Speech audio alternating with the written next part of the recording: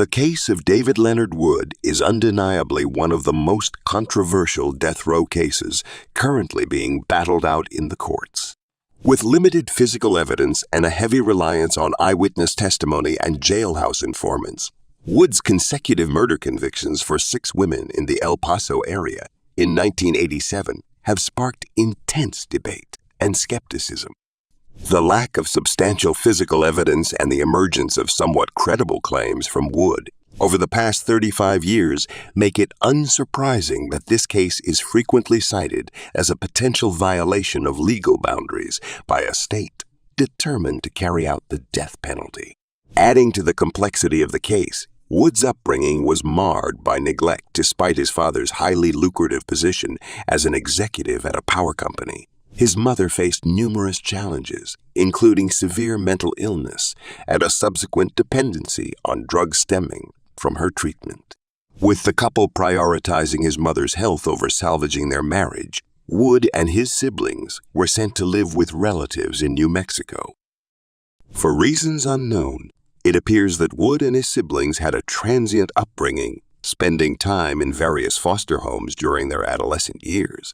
While details about Wood's early life are scarce, it is known that he struggled academically, ultimately dropping out of high school during his freshman year at the age of 17. Seeking a fresh start, Wood attempted to enlist in the Army, but his lack of a high school diploma resulted in rejection. Consequently, he became a wanderer, taking up odd jobs in construction or auto repair as he moved around Texas. Eventually, he returned to the El Paso area, where his father resided around the age of 19. It was during this time that Wood's criminal record began. In 1976, he received his first conviction for indecent exposure and sexual harassment of a child under 16 years of age, although the nature of his relationship with the victim remains unknown. This incident foreshadows his future crimes. Wood developed a disturbing inclination toward engaging in sexual relationships with underage females. While some of his partners may have been of legal age, it is well documented that Wood frequently sought out underage middle school and high school dropouts working in the adult entertainment industry. It is possible that his first victim fell into this category, but regardless, Wood received a lenient sentence of 6 years in state prison and was granted parole after only 2 years. Surprisingly, Wood did not seize the opportunity to turn his life around after his release. Instead, he chose to continue his horrifying pattern as a sexual predator. Less than 18 months following his parole, Wood was arrested on 2 separate rape charges. This alarming behavior underscores his unwavering dedication to his perverse desires. During his trial, Wood was found guilty of raping 2 victims. The first was a 19-year-old friend, while the second was a 13-year-old girl who had been lured into his vehicle under false pretenses. Instead of taking her to her intended destination, Wood took her to a park where he committed the heinous act of rape. This particular crime would later become one of the hallmarks of the El Paso serial killer.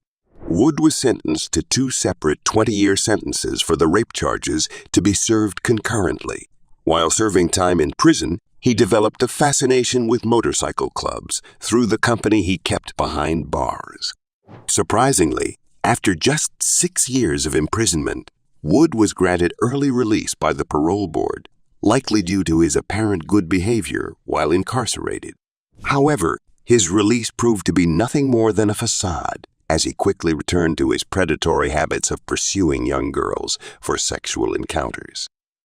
Upon his parole on January 14, 1987, Wood wasted no time joining several motorcycle clubs in the El Paso area and securing odd jobs to support himself. With his attractive appearance and bad boy image adorned with numerous tattoos from his time in prison, Wood became quite popular with the local women. It was believed that he met many of his victims while frequenting the topless bars and strip clubs in the area. The unsettling wave of disappearances began just 1 month after Wood's release from prison.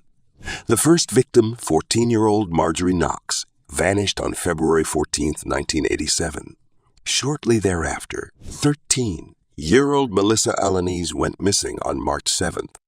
These initial disappearances puzzled investigators, as these young individuals were known to be frequent runaways, but had always maintained contact with their families. Compounding the mystery was the complete absence of any tangible evidence regarding their whereabouts. Unfortunately, the El Paso police would face more challenges as the disappearances continued. On June 7th, 15-year-old Desiree Wheatley disappeared, followed by Karen Baker on June 10th. The month of June would continue to bring sorrow to the community when 19-year-old Cheryl Vasquez Dismukes went missing on June 28th. 1 week later, Angela Frausto vanished on July 3rd, followed by Maria Casio on August 19th. Finally, a 14-year-old runaway named Dawn Smith was last seen on August 28th, after bidding farewell to her family and reassuring them she would stay in touch.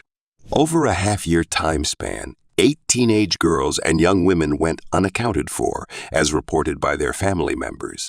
As investigators dug into these disappearances, they were met with an absence of hard proof, making it tough to conclude if the victims still drew breath, much less pin down the culprit accountable for their destinies. In the case of Maria Casio, her abandoned car was discovered by the police the next day, yet it yielded no clues about her whereabouts. Faced with limited leads, law enforcement turned to the friends and family of the missing women. Though no physical evidence emerged, a curious link emerged among most of these women: a man named David Leonard Wood. Karen Baker's family revealed that Wood often gave her rides on his motorcycle. He had done the same for Vasquez Dismukes, and he was spotted at the same convenience store where she was last seen. Friends and family of Smith and Casio also mentioned Wood as an acquaintance. Wheatley's family confirmed that they had seen a heavily tattooed man matching Wood's description talking to her shortly before her disappearance in June. Investigators later discovered that Frausto had also accepted a motorcycle ride from one of her biker friends on the day she vanished. While not definitive proof, the fact that multiple witnesses confirmed Wood's connection to at least 5 of the 8 missing women raised suspicions among investigators. However, when authorities questioned Wood, he had justifications for everything. He outright denied knowing Smith or Casio and claimed to have been at the convenience store to look for Vasquez after hearing about her disappearance. Although suspicious, these explanations were not enough for an arrest. Despite the lack of progress, the case took a significant turn on September 4, 1987. A county utility worker stumbled upon a horrifying discovery: a shallow grave about 100 yards off a desert road.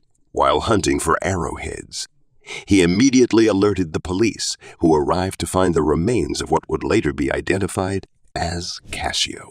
Canine units later discovered another body, likely that of Baker, about 100 yards away. When the family saw clothing recovered at the scene, they positively identified the first woman as Casio and the second as Baker. Autopsies revealed that Casio had been strangled to death, with her jaw broken in 2 places. Unfortunately, Baker's body was too decomposed to determine the cause of death. Subsequently, hikers found 2 more graves on October 20th. Analysis confirmed that these bodies belonged to Wheatley and Smith. The discovery prompted an extensive search involving over 350 officers and volunteers, leading to the discovery of an additional grave not far from the previous 2, which held the remains of 17-year-old Frausto. With 5 of the 8 missing women confirmed as deceased, the hunt for the Northeast killer intensified. Although there were no suspects until October, the discovery by hikers provided the crucial evidence needed to connect Wood to the murders. 2 weeks after the first 2 bodies were found, a woman named Judith Kelling Brown called the cops to tell them about a terrible crime that had happened to her. She told the cops that about 6 weeks before, in late June or early July, she took a ride from a stranger in a pickup truck. She said the guy was white, younger than her, and about the same age as her. When Brown asked to be driven home, the man quickly agreed and took Brown with him in his truck. After they got close to her house, Brown said he got off the road and went to an apartment building. It was said that the man had to quickly talk to a friend. The man came back after a short time, but this time he had a rope sticking out of his pocket. The man kept driving past the spot where he should have turned to take Brown home after leaving the apartment building. Instead, the man told them they had to drive into the desert to get some cocaine that had been left there. He pulled her out of the truck and tied her to the front of it once they got to the empty spot. She saw him take a reddish-brown blanket and a shovel out of the back of his truck after he gagged her. After that, he dug a hole about 10 to 15 feet away from the truck. However, before anything else could happen, the man said he heard sounds coming toward them. He quickly stopped digging the hole, pushed Brown back into the truck, and drove her to another empty area. He pushed her out again, and this time he tied her to a bush. He put out the same brick, red blanket, and then raped her on top of it.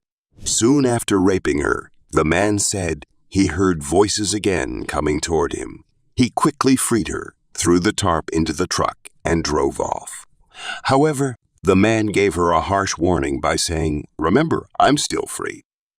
Because of this comment, the woman was clearly afraid for her safety when she told the police about the crime, which is why she didn't do it for almost 6 weeks. Thank goodness for the police.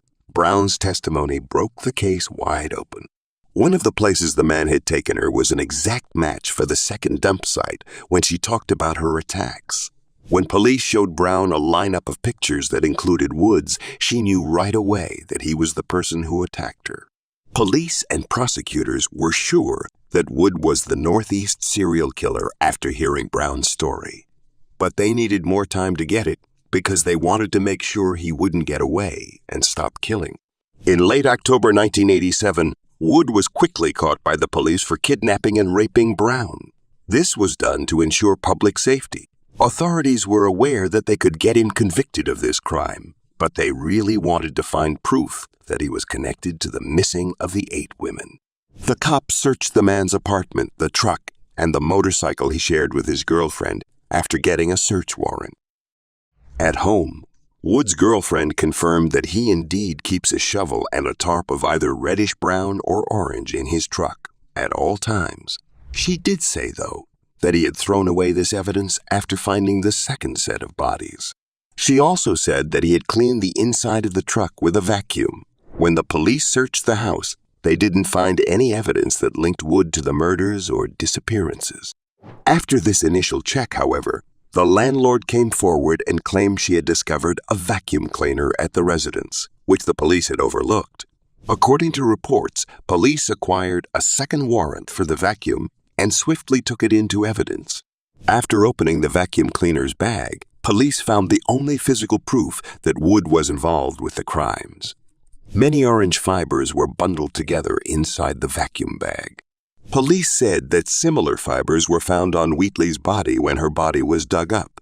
Authorities said that the fibers found on her body and in the vacuum cleaner were a perfect match after a thorough investigation. Despite this proof, Wood kept saying he wasn't involved in the murders or the disappearances. Even though the evidence was very strong, the police still didn't think it was enough to charge him with all the killings. They needed more. As Wood languished in prison, awaiting his fate on the grave charges of kidnapping and rape, the narrative took a startling twist. In the remote desert, a discovery unfolded. In March 1988, a mere day before Wood's trial for the Brown case was to commence, a pair of can scavengers stumbled upon a hidden grave, eerily close to where 3 other bodies had been unearthed. Upon exhumation, the remains were identified as those of 23-year-old Ivy Susanna Williams, unseen by loved ones since May 30th, 1987.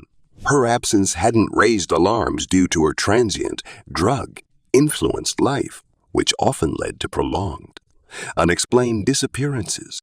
The autopsy revealed a grim end. She had been fatally stabbed. This spurred the police to launch a third, though fruitless, search for additional victims potentially linked to Wood. Despite uncovering 6 bodies, the evidence connecting Wood to these heinous acts remained elusive. Nonetheless, in June 1988, Wood was convicted on all counts in the Brown case, leading to a 50-year incarceration. This gave the police a much-needed reprieve to meticulously build a stronger case. However, their pursuit of concrete evidence hit a dead end. In a twist of fate, their investigation was bolstered by improbable and dubious allies. Prison snitches. In the span of 3 years, the baffling disappearances and deaths of 6 women remained unsolved, prompting the announcement of a hefty reward for any leads that would bring the perpetrator to justice. In the pivotal year of 1991, Wood, entangled in this web of mystery, sought the legal acumen of James Carl Sweeney, a fellow detainee known for his prowess in legal matters, often aiding his fellow inmates with their legal documentation. Wood, beleaguered by the El Paso police's scrutiny of the Northeast Desert homicides, hoped Sweeney could assist him in crafting a lawsuit to combat this harassment. Sweeney, intrigued by Wood's situation, requested a comprehensive brief on the case. As Wood divulged the intricate details, a light bulb moment struck Sweeney. He realized he was sitting on a potential goldmine of information that could unravel the Northeast Desert mysteries. Without hesitation, Sweeney brought this pivotal information to the investigators, who were electrified by these new revelations. Their investigation took a new turn when they learned about Randy Lee Wells, another former cellmate of Wood's, from a list provided by the prison warden. Upon interrogation, Wells corroborated Wood's confessions, painting a chilling picture. Wood would entice young, vulnerable women with the allure of free narcotics and transportation, only to lead them to the desert. There, a horrifying fate awaited them, a premeditated ritual of assault, murder, and clandestine burial. Sweeney's accounts echoed these gruesome details. However, the narrative took a murky turn when, following the interrogations, Wood and Sweeney found themselves sharing a cell under the guise of protective custody. While prison authorities claimed this was a precautionary measure, Wood later alleged it was a calculated move by the police to synchronize their testimonies for the impending trial.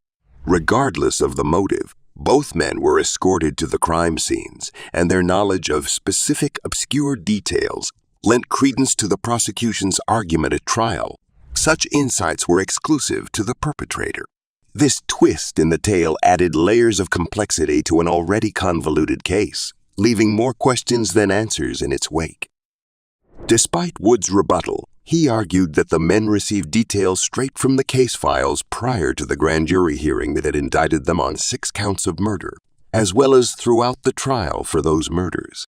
Once the police believed they had their conclusive evidence, the El Paso prosecutor's office concluded that with the informants, testimonies from acquaintances and relatives linking Wood to the victims, and the fiber evidence, there were sufficient grounds to accuse him of murder. The trial's onset saw Wood's attorneys successfully argue for a relocation from El Paso, where the murders had attracted significant media coverage, to Dallas. Wood voiced concerns about not receiving a fair trial in Dallas, known for its high rate of death sentences, but his protests were ignored, and the trial proceeded in the fall of 1992 as planned. During the proceedings, the police reiterated their suspicion that Wood, a sexual predator, targeted young and vulnerable women, especially those who were drug-dependent or runaways, making them easy prey for his trust, building, and subsequent attacks. Wood's defense countered by questioning the evidence's sufficiency, pointing out that the state's case leaned heavily on inconsistent witness testimonies and the testimony of 2 jailhouse informants, with the only tangible evidence being orange fibers connected to one murder. The prosecution's strategy included summoning Brown to testify against Wood, aiming to establish his pattern of taking victims to the desert to assault and kill them. This testimony was intended to support the claims of the jailhouse informants, who alleged Wood admitted to such actions. To demonstrate Wood's sexual assault of the victims, the prosecution highlighted the fact that many were found partially clothed. The trial, primarily based on indirect evidence, concluded with the jury convicting Wood on all counts, leading to his 1993 death sentence. However, Wood's story didn't end there. He consistently contested his conviction and sentence, with his first significant challenge being the dismissal of the fiber evidence. In his initial 1992 appeal, Wood contended that the police unlawfully obtained the fiber evidence, advocating for a retrial without it. The initial police search of his residence and truck was lawful, but the warrants didn't specifically mention searching for fiber evidence. Police need to be very clear about the type of proof they are looking for and where they think they can find it in order for a warrant to be legal. Fiber evidence was not mentioned on the original warrants, which was a fact. But when the landlord offered to give the vacuum to the police after they had searched the building, the police reportedly got another warrant for the fiber evidence. But Wood showed the first two warrants when he asked if the warrants were legal during a move before the trial. He said that the vacuum cleaner had never been warranted. The appeal says that the court did not show the supposedly third warrant that the cops got when they got the fiber evidence. The Court of Appeals let the fiber evidence stand even though they didn't have the third warrant, and the original warrants didn't name it as evidence. The court thought that the fiber proof must have come from the truck since Wood's girlfriend had said that he had been vacuuming inside the truck. Since the police still had a warrant for the truck, it made sense that they could take the fibers, even though Wood was trying to hide evidence. This was true, even though the state couldn't produce a separate warrant for the vacuum. The next main point Wood tried to make was that the jailhouse informant's evidence should not be taken into account. He and his lawyer said that both Wells and Sweeney had a lot to gain. Sweeney wanted to benefit from the $26,000 reward for the killer's capture and conviction, in addition to having time taken off from his sentence. There's no proof that Sweeney ever got the prize money, but Wells did get something good from testifying. When Wells met with detectives, he was being charged with murder. His charge was dropped after he agreed to testify on a lesser charge. After that, Wood tried to get Brown's evidence thrown out. He said that her evidence didn't help his case and turned the jury against him. The appeals court, on the other hand, thought that her evidence was very important because the way she described the attack supported the way the killer was said to work, which was his calling card. Wood and his lawyers tried to file appeals when they couldn't get rid of the evidence against him. They said there was still enough evidence to suggest that another killer or killers were behind the string of killings.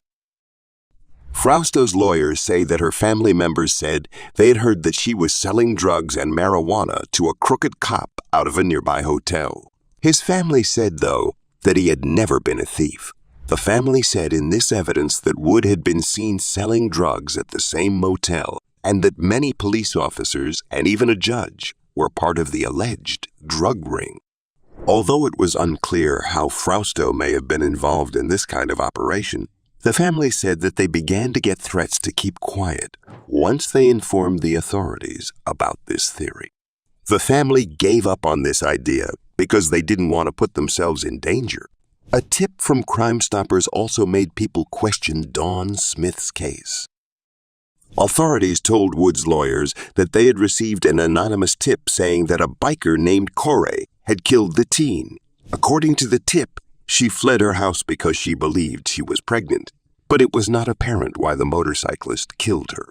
One tip, though, said she had been buried somewhere else and then moved to El Paso for some reason that was not known. The purported trailer where the motorcyclist identified solely as Corey had been residing was no longer present when law enforcement officers opted to examine the tip. Because of this, the cops could not look into Smith's murder separately. Nevertheless, when Wood's lawyers asked to dig up Smith's body to look for signs of gunshot wounds, the judge said no. Around the same time, another possible suspect came out of Las Vegas. In 1989, FBI officials questioned a man named Edward Dean Barton about a case that had nothing to do with this one. When he talked to the police, he said that between May and December 1987, he killed 4 women in El Paso. The FBI told El Paso police about him because they knew that the serial killings were still being looked into. The cops looked into his past and found that his ex-wife had said he had lived in El Paso from the spring of 1987 to February 1988. Even though he confessed to confessing and was in El Paso, the police did not look into his claims further because he was a drug addict, and they did not trust his story. The report by a guy named Freddie Bonilla made the case for reasonable doubt and the idea that there was more than one killer stronger.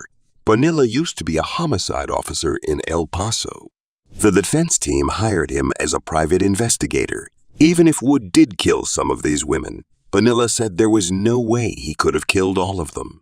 Bonilla said it was more likely that more than one killer was working at the same time.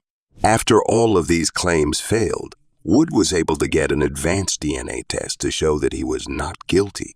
When the crimes happened in 1987, DNA technology wasn't nearly as common or reliable as it is now. In 2011, Wood was able to get the court to test the DNA of clothes and hair samples from several of his victims. It was too bad for everyone that the samples were too damaged and the results were not clear.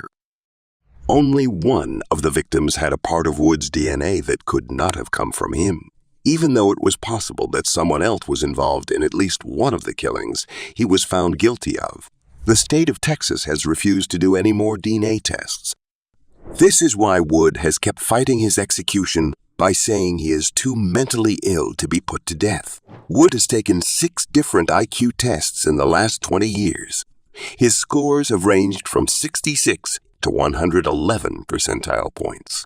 Despite taking 6 separate tests, the one that yielded the most accurate result, a score of 75, was considered to put him on the verge of mental retardation. However, officials in Texas say that he lied on the test and did badly on purpose so that he could be found to be mentally retarded and not be able to be executed. The state's case is mostly based on what the doctor who did the test said. Wood took his case against Texas's choice not to declare him mentally retarded all the way to the U.S. Supreme Court, where he actually won. According to the Supreme Court, an IQ test cannot determine whether or not a person is mentally ill. There are many other things the court needs to think about. A few of these additional factors for Wood are his subpar academic record and a teacher's testimony from his elementary school days. His 4th grade teacher informed him that this was the first and only time she had ever had to sit a student next to her in order to explain fundamental concepts to him in class.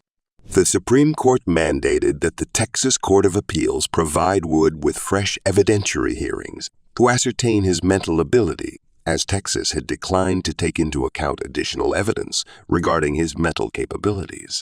Even though Wood prevailed in this case in 2019, as of 2022, there have been no developments regarding his mental health, and the state of Texas is attempting to set a date for his execution for the spring of 2023. There is a ton of circumstantial evidence that links Wood tremendously to the crimes, but there isn't much concrete proof that he was involved in the killings. But it's important to remember that Wood was, and still is, a violent sexual predator. Wood is precisely where he belongs, having been found guilty of sexual assault against 4 women prior to his murder trial, and having evidence of several other rapes that were not brought against him shown during his sentencing phase. Even so, there are still unanswered questions regarding his true guilt in this case. It is true that Wood carried out a number of the killings, and there is tangible proof linking him to at least one of them. He was the last person seen alive, along with some of the victims and a few others. Given the fact that a victim's perpetrator is frequently the last person seen alive with them, such evidence presents a strong circumstantial case. Unresolved leads and conflicting DNA testing, however, raise questions about potential other suspects in these killings.